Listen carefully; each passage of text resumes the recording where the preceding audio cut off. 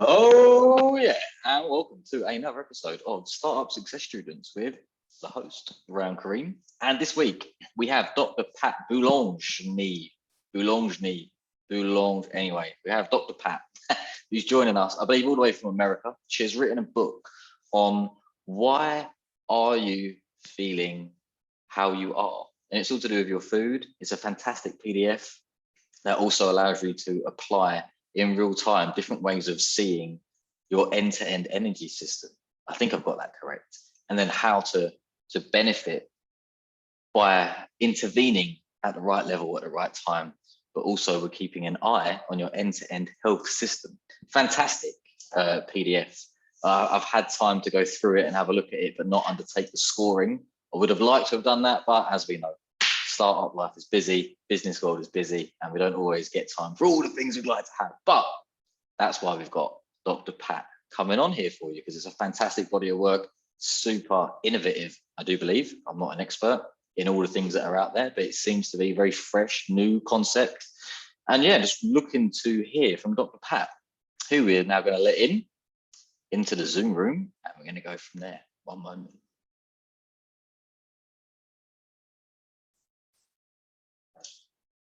Oh, let's go to this party. All right, Dr. Pat, thanks for joining us. I made a proper bad attempt at saying your last name. It was like Boulangeny, and actually you just told me that your last husband was French. So maybe that gives me a hint. Is it? I'm not even going to try. How do you say it? How do you say the surname? You say Boulogne. Boulogne, like cologne there you go. With a B, but Boulogne is that it's like cologne doesn't have the hard intensity in the beginning, but Boulogne is like a definite B. It's like Boulogne. Boulogne, yeah, it's quite a sexy name, really, isn't it? It rolls off the tongue. No wonder why you fell for the French man. Oh, that is assuming, obviously, that it is a husband. I'll make sure that he gets a link for this reference.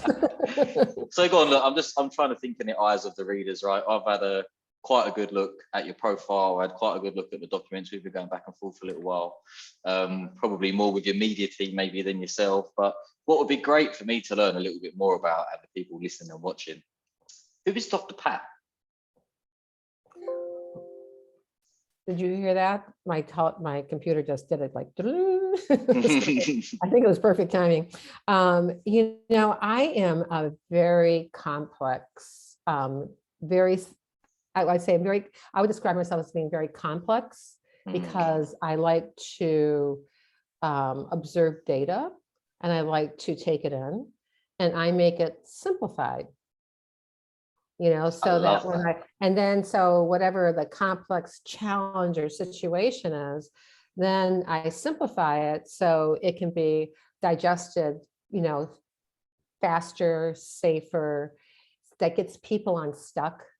And I like solving problems, and then you can move forward. So you can kind of like, okay, at least I have some level of common sense included in this also, and so that's a really important fact for me that I like doing that. And, I always think sometimes when I'm watching people do things and I'm just wondering what the heck is going on in their brain, I'm always thinking they should be a client. Because when you eat better, think better, and feel better, it's got to come from somewhere. So where it comes from is like, paying attention to the basics in your health and knowing what those basics are. So you're not putting the cart before the horse. And then when the cart and the horse get in the right positions with each other, that they're actually attached and you have the ability to move forward, which would indicate that you have control of your life, right? Very simple. Exactly. That's a very good answer to who is Dr. Pat, and I think it shows a little bit of similarity. I mean, I count myself as a kind of a uncertified, unofficial anthropologist, right? I'm just fascinated by people and how they make decisions together and how those decisions layer up across societies, governments, and businesses. Especially when you see government policies and how that can influence things within a country. I'm fascinated by all these things. So I chime with you there. We're in a similar camp there. Yes, we do.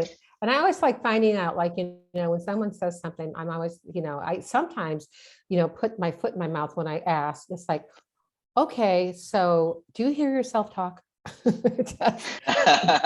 Because it's just, I'm thinking like, how does that, because I always think about like, we're all in this together. If we all row the boat and we're in sequence with each other, but being our own island at the same time, then we get a lot farther, faster. Yep. And you have those results, no matter what arena in your life you're talking about. You can, get more glue in there, and you can get more stability, because stability is really important, especially in these days and time. And everyone is so keen, the world we live in is so keen for competition, that you forget that actually, could we collaborate? And could we be greater together? Instead of competing against one another, we'll always be limiting one another's growth by definition. So instead, if you were to collaborate, much more, there's much more possibility, there's much more things that become available for the people that enjoy your services too. So yeah, collaboration is definitely my favorite over competing with another company. Even this podcast space, right? You can share audiences with people. There's no need to keep it all to yourself. The people that resonate with you will stay with you, and the ones that go over there. And you know what? Some people listen to more than one podcast, so there's no need to compete. Do you know what I mean? It's a great example. But I just wanted to ask you. Yeah. I wanted to ask you, the doctor part of Dr. Pat. I know you can become a doctorate in many ways in the modern world, can't you? But tell us about your doctorate. Where does your doctorate come from, and what does that mean that you have knowledge in? Well, I have a lot of knowledge in a lot of different things, and I have a lot of different life experiences. But when I decided to go to school and study, for me, science was a natural. I mean, I excelled in science. I did a project made out of pickle jars when I was 9 years old. And my teacher submitted it to the state, and I won second place. And I couldn't figure out why that was so important at 9 years old. But I suppose a lot of 9-year-olds are not like, doing acid-based indicators, type of test. But, to me, it was just like, it's just a test. It was nothing really special. But, from being in that mindset of being in science, I always was very fascinated with biology and with plants. And I had some really like fun teachers when I went to college. And I just naturally fell in having a pre-med degree, or that all those requirements done. And a friend of mine asked me what I was going to do when I graduated. And I said, I don't know, I think I'm going to wait on tables. And I said, you can really like, you have control over your own schedule. You can spend the winters like down in someplace warm and back. And they went, you're too smart to do that.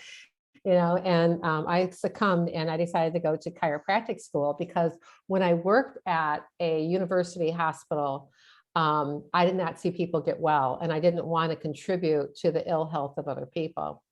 And for when I was waiting on tables, and I hurt my shoulder when I was waiting on tables, this all happened at the same time.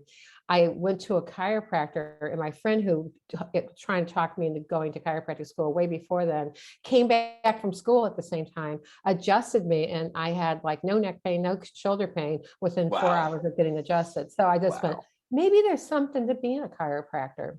So I decided to go to school, and it really changed my life. I mean, it was like data dumping to like the nth degree. It was really wonderful. My nutrition instructor was so far ahead of his time in his concepts and what he taught, that, even to this, like today, they still sell margarine, which they shouldn't. But it's just like he always said, eat butter. And I always said from other mentors that I had is like, if you're going to sin well, but don't do it all the time. So make sure that you have a lot of like variety in that. So the doctor part came from that, doctor of chiropractic. And then that wasn't enough. So I went to school, and I had certification in sports medicine. And then I studied nutrition all the time. And so I eventually went to acupuncture school, which I have a diplomate in. And also I have a master's in Oriental medicine. Wow. Okay. And that really burned my brain cells out. That was like studying at that point in time, and studying in Mandarin was a little challenge. You studied it in Mandarin as well? Yeah, the formulas I did. Wow. And because I thought, well, if I ever write a script, and I'm, back in Boston and they take the script to Chinatown, I know for myself that people in the pharmacies in Chinatown have no clue what you're writing it when you write it, even in pinyin sometimes. So I thought if I could write it in, Chinese, it'd be better, but I never really went back to Boston, but I learned it anyway. And then I got my certification in functional medicine and also a certification as a first line practitioner, which is a lifestyle medicine. That's what they called lifestyle medicine before they called it lifestyle medicine, was, first line practitioner. It's like, it's like first line doctor. So, all those things in my toolkit. That is a fascinating journey. And it's one that I understand fairly well because I have had problems with my lower back and my neck and my spine. I've got some mild scoliosis, a bit of a wonky spine. Got some problems in my lower back, got some problems on my neck, right? And I couldn't figure out what was going on with it. Doctors, they were showing x-rays and I was going to a chiropractor actually, but it would make an adjustment, it would kind of help, and then the pain would still be there, right? It would still be there. So then I started to try Tai Chi and try yoga and try acupuncture. And I sort of found this like East versus West kind of divide in theory in a way. It's almost like the West were much more about looking at components and isolating parts of your body, and the Eastern side seemed to be more about the whole energetic system and how movement goes kind of head to toe in line with your kind of emotional aspects of yourself and also spiritual aspects of yourself. And then the intervention becomes on many layers. Instead of it just being about, let me prod you here and do this physically on your body, it becomes about drink this, eat this, how's your sleep, and what kind of emotional tensions are you carrying around with you, what's happening in your life, where do you feel them reside. That was a massive, like, wow, I've just had to, in my mind, I had to discredit Western science, which was always held up to be like, we have Western science, and I had to start engaging with the Eastern stuff, and I found the Eastern stuff to actually provide me with more benefits than I was finding in the Western science world, and that was a real mind pickler for me. What would be really interesting from my perspective was, for someone like yourself, you've seen both aspects, you're more well-read than I am about it all, you've got hands-on experience. How do these two worlds come together? This Eastern and this Western philosophy of science, how do they marry up? Well, I talk about that. My class called Be Stronger Than Medicine, which is a entry-level course to finding out what the basic components of health are, which relate to diet, nutrition, exercise, sleep, positive mindset, and positive mental attitude, and posture, which also includes the biomechanics, and structure as function. And so I always say, if you don't have good structure, you can't have good function. But the thing about the Western medicine and Eastern medicine thing is that Western medicine can't diagnose you unless you have a flat tire. And so, right? And because they're always looking for what's wrong with you, what's the matter with you, and they're expecting you to give them the feedback when all along you might have had things go on that you ignored, which I call Grim Reaper syndrome. And so if you can get a handle on, like, it's just like, what is that Western medicine portion of that? Like if you have an emergency, go to the emergency room, but if you have, and get your diagnosis from a Western medicine doctor and then talk to an Eastern medicine doctor to see how that can blend in. Because, when I wrote my book, Why Are You Sick, Fat, and Tired, I had a person who said, I want to give you a review, and she said, what can you do about, chronic fatigue or myofibroalgia, things like that. And I said, you didn't read the book. And so then when you read the book, call me back up. And then, so she called me back up and left me a message about something else. And my text message back to her was, you didn't read the book. And so and then I didn't hear from her. And then she sent me an email and she said, thank you so much. Her big aha moment was that, like, Western medicine can't diagnose you unless you have the flat tire. And then, taking in well, why is it that I have that? Because it doesn't matter your diagnosis. Why is it? What is it in my environment that is contributing to the things that I'm experiencing right now? So you've got to take a look at how your body and your genes are expressing themselves in relationship to like an onslaught of, like mold or pollen. Like right now, it's fall time, everyone's sniffling because there's that change in season. And so is your body healthy when you sneeze and you're like, and you're blowing your nose and things like this, or are you sick?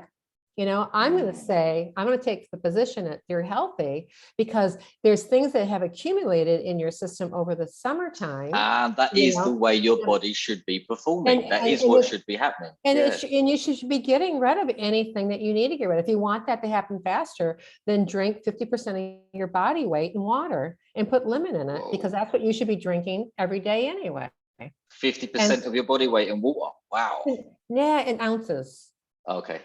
Okay, don't get scared. I was going to say, whoa. Oh, I missed that one word.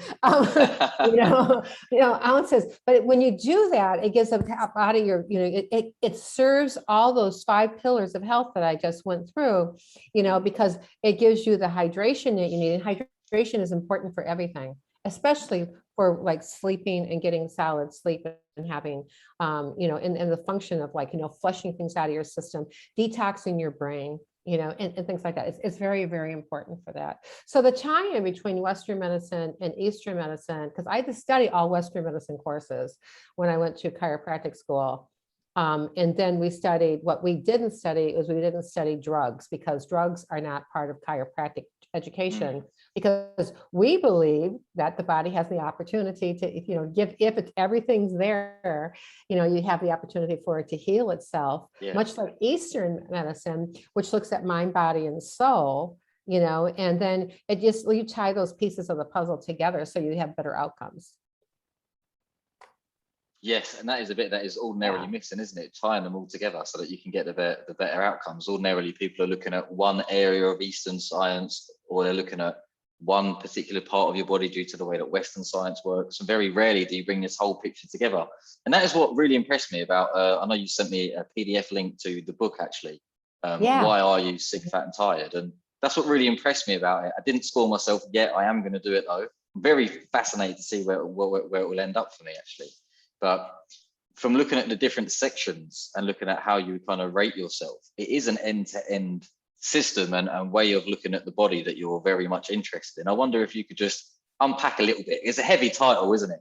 Why are you sick, fat, and tired? Like it's going to get your attention, especially in an obese world where most people are overworked. And that's like one third of the population, and the one thing that people have in common about illness and disease and chronic illness and disease is inflammation.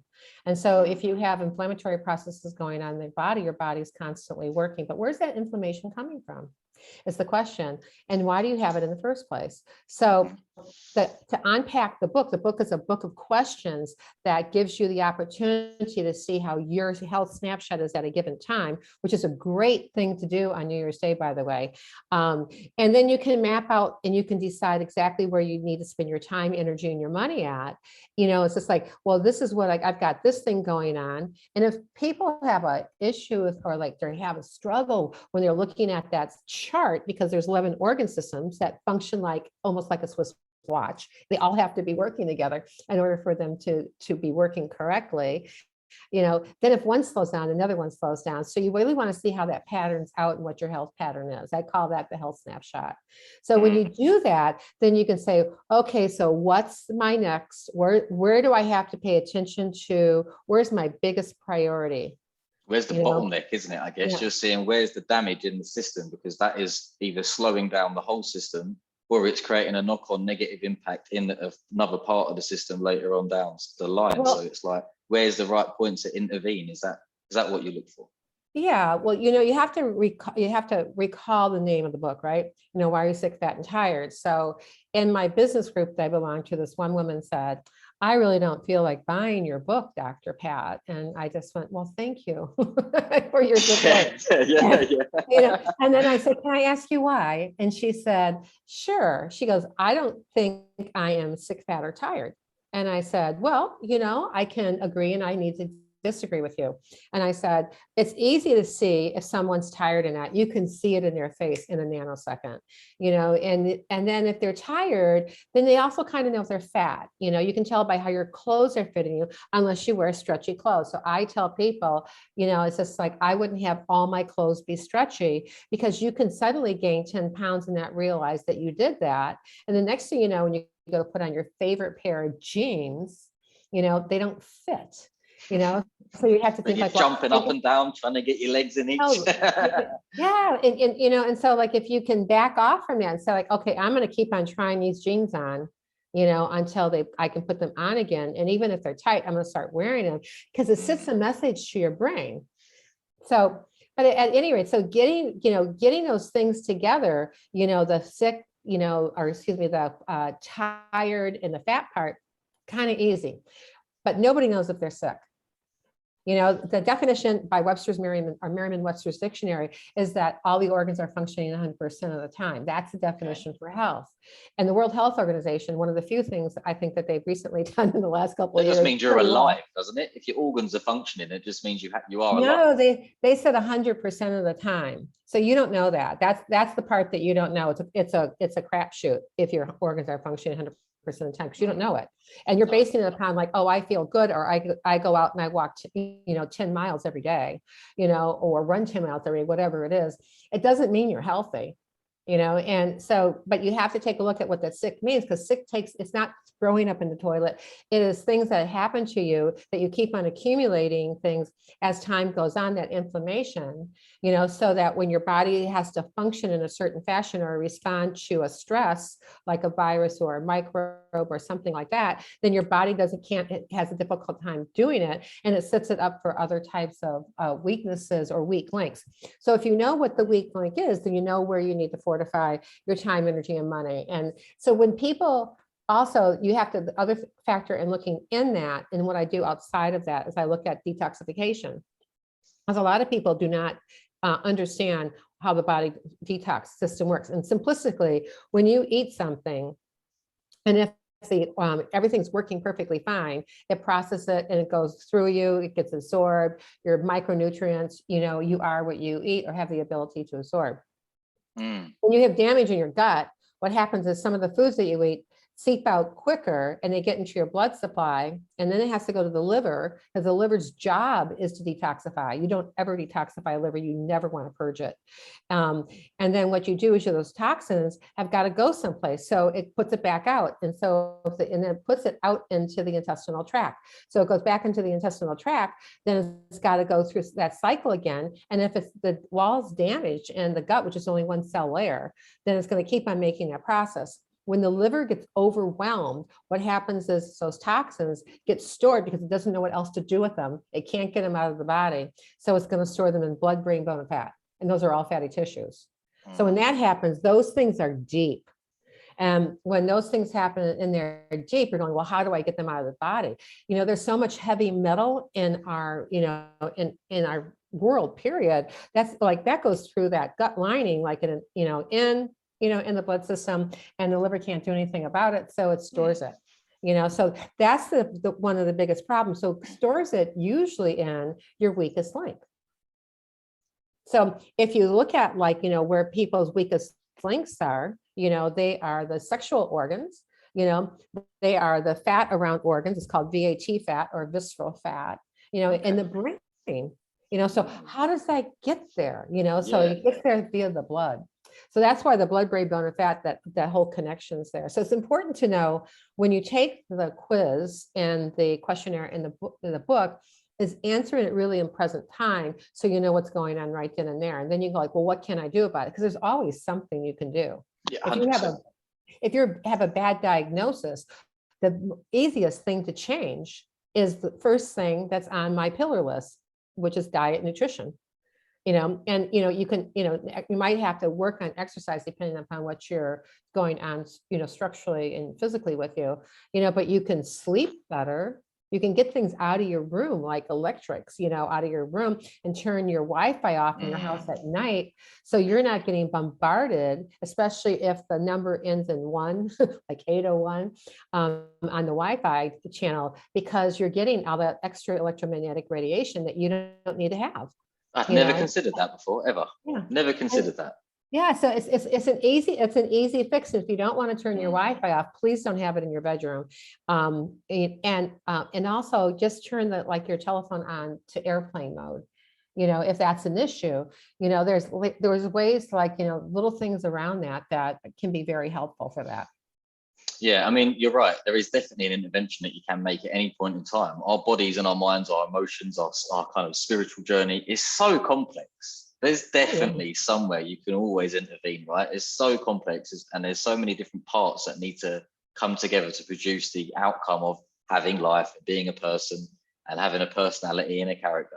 So many parts that come together to make that possible. There's always a way to intervene. So if you are one of those types of people that just want more for yourself, want to feel healthier, maybe you want to be slimmer, you want more energy, you want more clarity of thought, or you're carrying something around with you, and you're looking for alternative ways of dealing with it, I highly recommend actually going onto your website, trying to find the Why Are You Sick, Fat, and Tired PDF.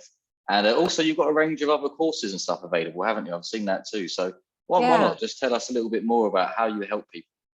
Well, I help people by being able to identify where their journey really should start.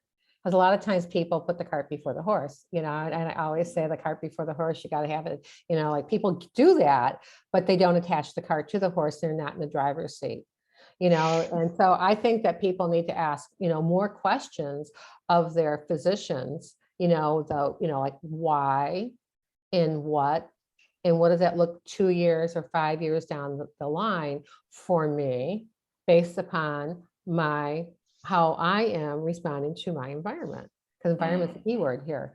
And so when you're able to do that, you can make better choices. And one of my missions is to help people, have that information. So they say oh, I think that's rubbish, then go, okay, great. But if you think it's rubbish, then go do the other research that comes before that and after that, and not base it upon one article or two articles, or the saying of whoever is the coach, like what do you say,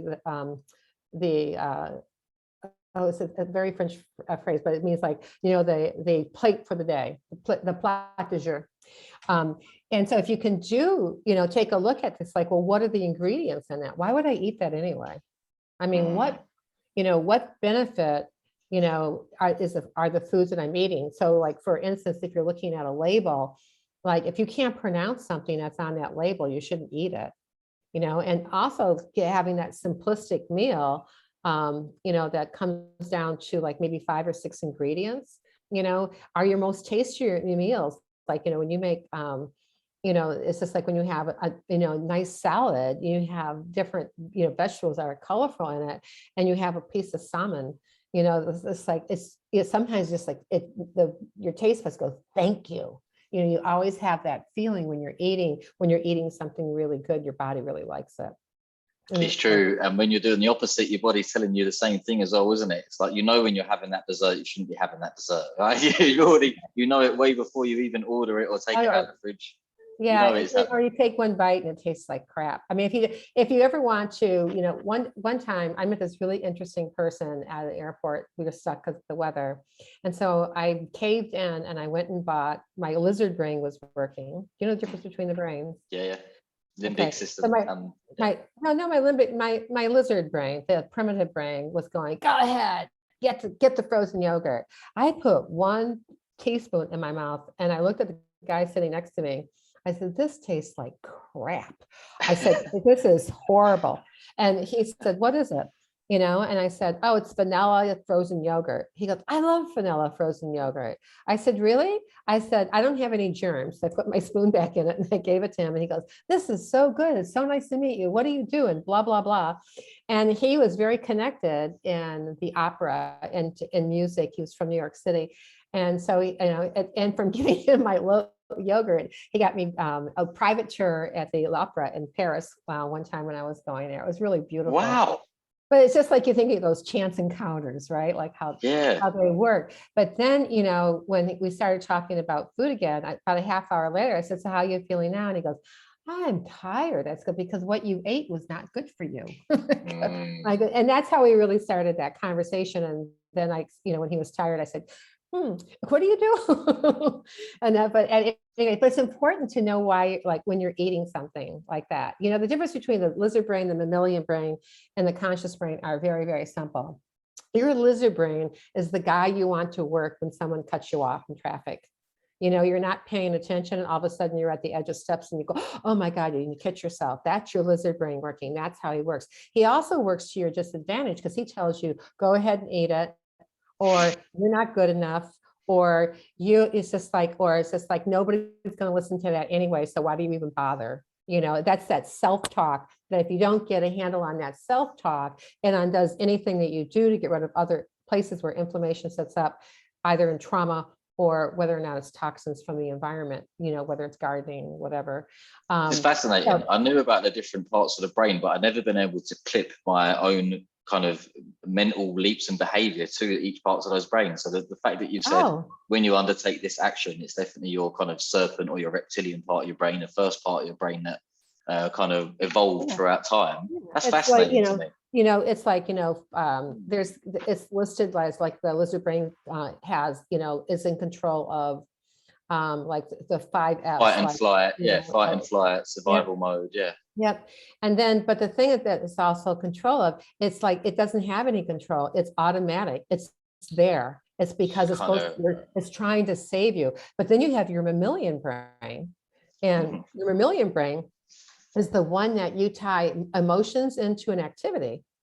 So if you think about, like, you know, that wonderful movie I must have watched 30 times, you know, especially when I was studying Chinese medicine, called Love Actually. I've seen it many times as well. Everyone says it, but you feel good about it because it starts out talking about, I've never seen anybody, you know, at Heathrow Airport come through, you know, where people meet each other and be mad and be angry.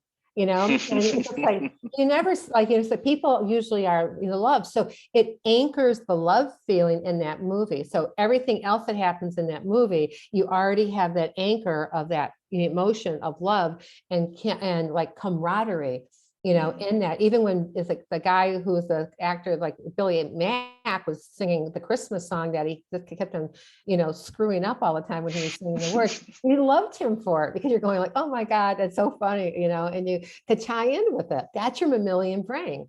So what happens is that when we have emotions that are similar to that, you know, we will cry at music, we will cry at a movie, we have those type of deeper emotions that go on.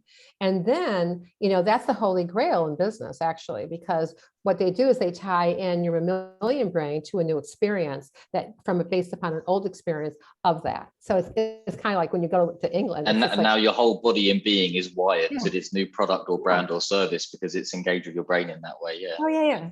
And then on top of it, to boot, you know, then you have the conscious or your thinking brain, that's the one that you want to have control over, because the mammalian brain, you know, is rather, you know, it's automatic also. So your conscious brain, you know, is when you're up, you know, it's just like, oh, that doesn't make sense.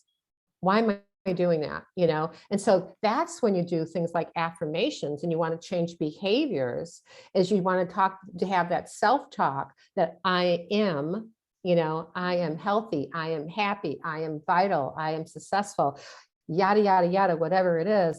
You want that talk to happen when you first wake up in the morning, because the lizard brain doesn't know what the heck's going on yet. And so if you can control the verbiage and the texture of the language of the conscious brain to the lizard brain and tie the conscious brain then with the mammalian brain, that emotion, then the lizard brain isn't going to win. It's easy to knock him off your shoulder. But the next thing goes like, well, you know, people who do that don't succeed. And you're going, see you later. You know, watch me, you know. And so it ties in those 3 aspects of it. And that's where you can be a lot more successful if you're able to understand that and then make a specific plan, because you always got to have a plan, and to step out of that so that you can get the best part of what I do with people. And is like change that mindset part of it. So then you tie it in with like, good foods that you eat and have that be a better experience. And then you end up being successful.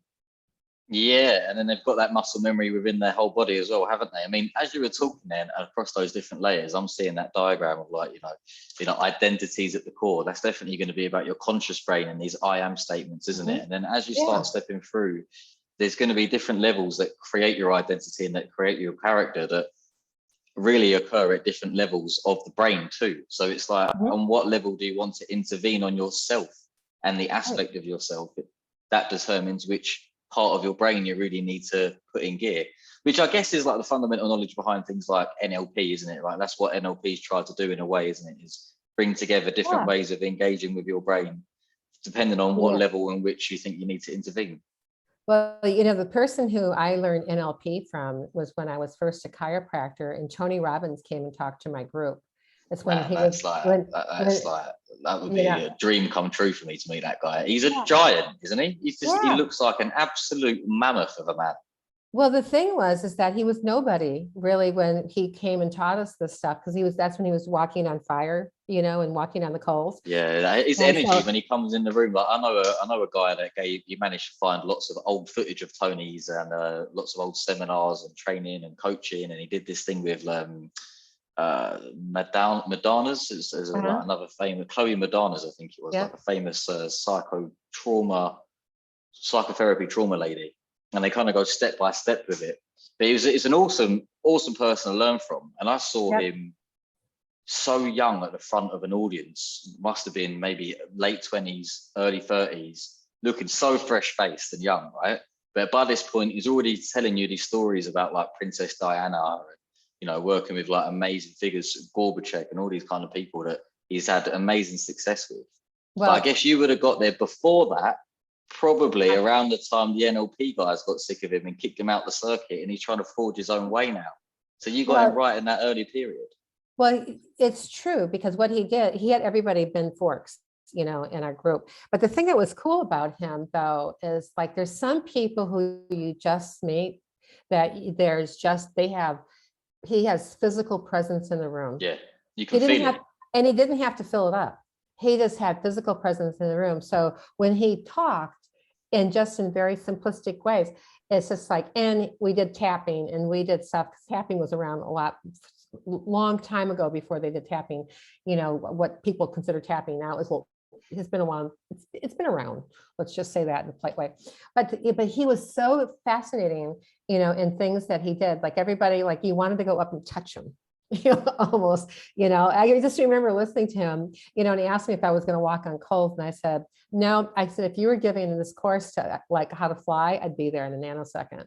And I said, if you ever get that to a point where you can teach people actually how to fly, levitate, man, I'm there. And but it was very fascinating to meet him. And the other person that was around at that same time, you talk about the spiritual aspect, is you talk about, Deepak Chopra.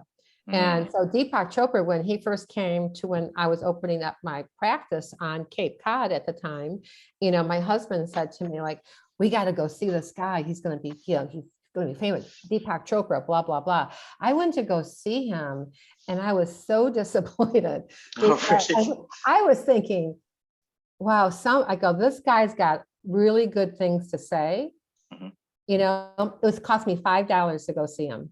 And so this is how long ago this was. He has great things to say, but somebody's got to organize it for him. And if they do, then he's going to become bigger than life. And sure enough, his brother lives in Boston.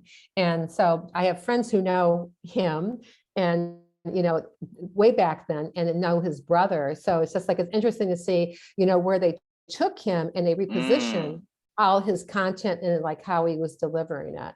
And that's how we ended up, and as soon as anybody we know ends up in, with Oprah, they usually have, even Dr. Oz has some level of, they're no longer a doctor, they're a celebrity of some sort. So, but it was really interesting to see that I got to see some of those great people, how they, like applied some of the things that I talk about for mindset and their health, because they're very healthy. They go out of their way to make health a huge priority for themselves, and people should do that also.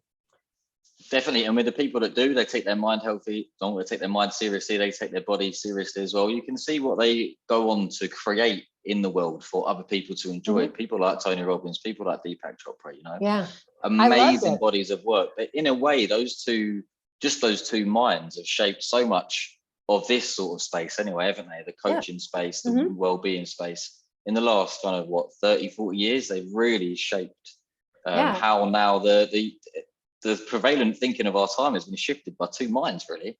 And you've had a chance to work with both of them. That's fascinating to me. And thank you for sharing both stories as well. And when they come out, I mean, when they were blossoming, you know, so you got to see the whole journey, haven't you? Like from seeing them in live, where, you know, it doesn't quite work yet, to then seeing them become this. And then you've seen the rest of the world start to take their ideas more seriously, and almost they've kind of created mini-me's or apostles in a way, haven't they, for their various practices. Well, a friend of mine who lived in Barcelona said to me that she went to go see him, and I said, wow, I saw him ages ago. They brought him to my chiropractic group when, you know, my management group, you know, the guy knew him from a friend of his knew him in New York City or whatever. And they, you know, and he went around and he visited these particular, you know, we had different quote unquote cells of this management group where people like were from Massachusetts and, you know, New Hampshire and Maine, bang, those were those people. And the people were from New York, Connecticut, blah, blah, blah. They were those, you know, people, but, you know, but we all met, you know, under the same roof. We all got to meet these, you know, I got to meet him, and then Deepak Chopra was somebody who sponsored him at Cape Cod Community College on Cape Cod in Massachusetts, which is a really great place to go. Powerful. Listen, I have to ask you one more question. It's selfish. It's completely for me and my business partners. Because what do you guys want to know? Well, you mentioned about inflammation being a lot of the root cause, and you mentioned a few niche ailments there and conditions that the Western world haven't quite got their finger on, and that a lot of people do then start to seek alternative ways of remedying. For example, fibromyalgia, endometriosis. And a lot of people with those conditions try and seek for, you know, other ways of gaining, you know, less inflammation in the body. Now, we've started in the UK only. We've started a CBD company, and there's lots of, you know, mixed research. There's lots of amazing small scale research, but of course, the big pharmas haven't quite yet put their hands in the pocket to do any worthwhile, massive case studies on it that I've been able to find anyway. But one thing that really backs it up in the UK is just the personal stories. Like we've got a Facebook community of a couple hundred people, you know, there's many others out there. The amount of personal testimonials there is of, you know, people running their own science projects on themselves. This is what we've got from the doctors. This is the impact and the effect that I'm still feeling. Okay, let me introduce this CBD in a variety of forms, whatever they choose, the oil, the gummies, the capsules, the coffee. And then they all report, you know, I've never seen someone say it doesn't work. Some of them then up their dosage, but hardly no one that I've seen in our group or in other groups have said it didn't work for me. So what I'm curious about is someone with your background, someone with your insight, someone with, you know, no doubt it's not the first time that hemp has been, or marijuana has been floated as a potential remedy to lots of these kind of ailments too. But the CBD is very different. It's an isolated form of hemp. It doesn't come with any of the highs. But my question is, do you, from your experience, from your line of sight, right, what do you think about CBD? Is it the one-stop shop cure-all for anything to do with inflammation-related diseases? Or do we need to tread more carefully? What's your thoughts? Well, I think you have to identify where the inflammation is coming from, you know, and then what you would need to do in your science project, which at least this science project isn't going to harm anybody. And so, and I stress that because, you know, it's just like if food is medicine, and it is medicine, that's the first way you get nutrients in your body. And so CBD is from hemp, and hemp is considered a food. Yeah. Then if you put things together in the right combinations, then you have more of an opportunity to always have better outcomes. So a lot of people, I always tell people to start CBD or other tinctures or essential oils, whatever they use, to start at a low dosage and then work up, because you will know when you hit your realm. Like for instance, if you drink water and lemon all the time, if you suddenly started to breathe, then you could say, oh my God, I can smell lemon. This actually happens to me, when I'm breathing. Then, what you can do is when you do that, you hit a max dose. You hit a max dose of vitamin C when you start having loose stools. And you have the same thing if you have too much magnesium. So, when you have, you're right. I rarely have ever heard anybody, not have a good experience with CBD who took it for a particular reason, Yeah. took it for pain, for sleep. But you have to go back to, in the inflammation portion of it, you really need to go back to find out why you have inflammation in the first place. And then, because that structure is function, component of that health, you got to address that, because you have to have a properly functioning nervous system. Because if you don't, then if you take, no matter what you do, isn't going to necessarily help you because you have misalignment. Yeah. So that part is important.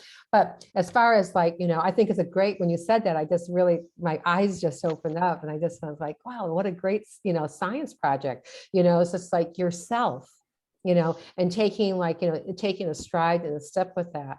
My only caution is like a lot, just that it's not harmful, is that we have a tendency to be addicted to a lot of things, because we have a big addiction society of the globe, is to pay attention to what that is, and it's just like, if I find like if I do too much of it and I go to sleep, then when I get up, I'm not as bright, hit the ground running kind of type person that you should, because everybody should be able to hit the ground running, when they get a good night's sleep, and if CBD oil gets you into that magic stage of stage 3 and stage 4 of sleep, great, take it.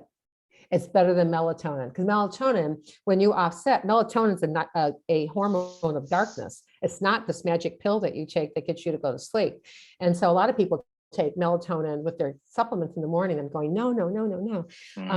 It's like knowing when to take something. It's just like, if you have more pain at night or when you're sleeping, CBD oil, like anything else, it might be better to take it just before you go to bed, about a half hour before.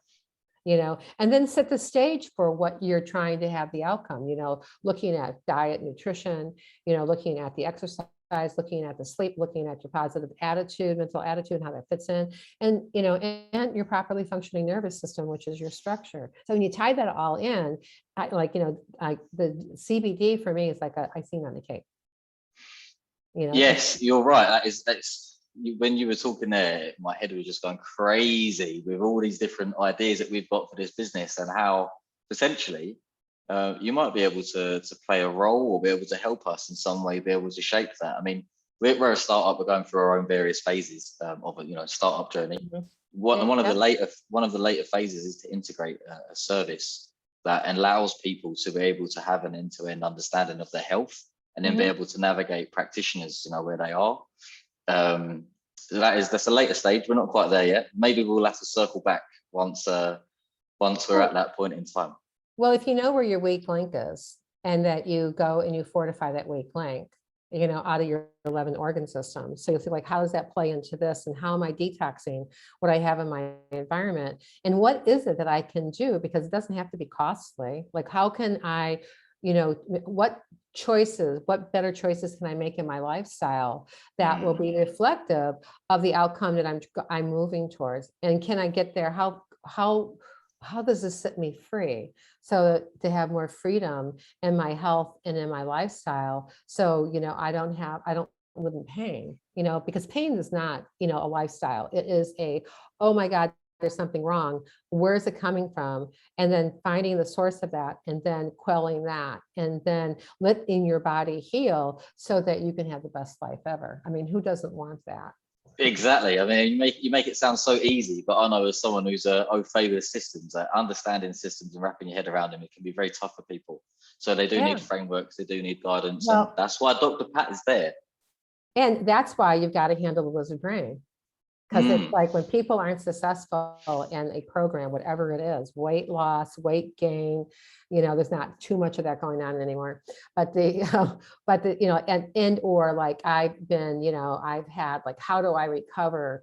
So from having the flu, or, you know, like I had this cough and it's like keeps on going on.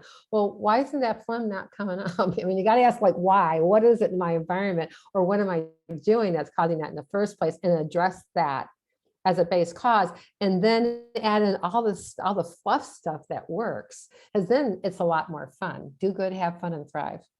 Do good, have fun, and thrive. You heard it here first. Dr. Pat, thank you for your time just now. I've really enjoyed that conversation. Anything you want to leave the people with that are going to be watching this video, listening at some point?